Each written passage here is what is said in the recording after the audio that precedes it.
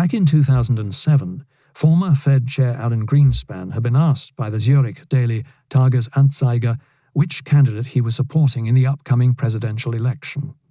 His response was striking.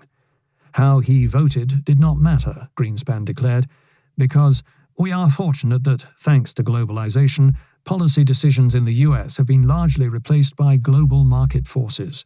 National security aside, it hardly makes any difference who will be the next president. The world is governed by market forces. This was the mantra of an age of globalization without alternatives.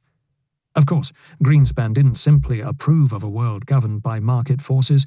He had done as much as anyone to create it.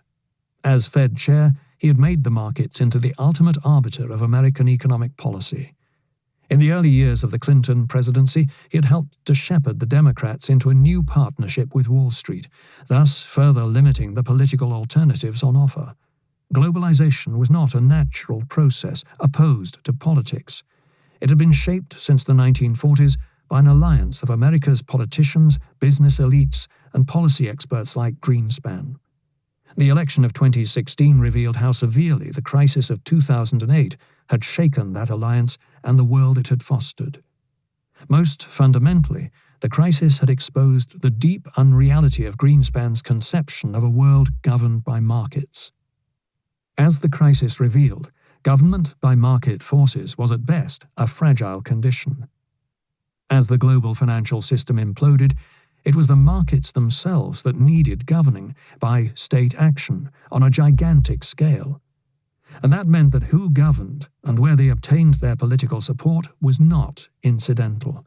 Elections and party politics did matter.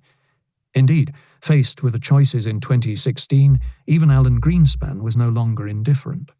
Unlike Paulson, he could not bring himself to endorse Clinton, but he did warn journalists that the economic and political environment was the worst he had ever been remotely related to.